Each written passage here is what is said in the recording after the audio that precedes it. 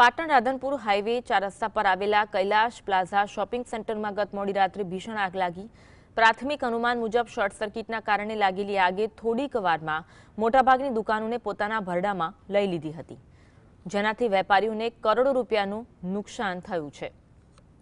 આગે વિકરાળ સ્વરૂપ જોતજોતામાં ધારણ કર્યું હતું, જેના કારણે વેપારીઓને કરોડોનું નુકસાન થયું હોવાનું અનુમાન લગાડવામાં આવી રહ્યું છે। પાટણ રાધનપુર હાઈવેની આ ઘટના છે।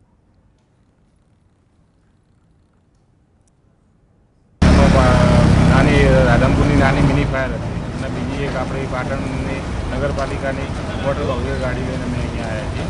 અત્યારે આગને કંટ્રોલ કરવા માટે તો કેટલા વાગ્યા તમને ટેલિફોન વર્ધી મળી? કોલ મળ્યો તો 3 લગભગ 45 આજુબાજુ 40-45 આજુબાજુ।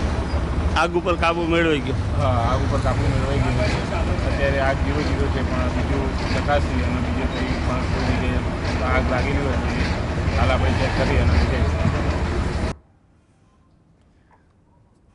તો આગની ઘટના જોતજોતામાં આગે વિકરાળ સ્વરૂપ ધારણ કર્યું હતું। ફાયર વિભાગની ટીમ ઘટના સ્થળે પહોંચી હતી અને આ આગની ઘટનામાં વેપારીઓને કરોડોનું નુકસાન થયું હોવાનો અંદાજ લગાડવામાં આવી રહ્યો છે।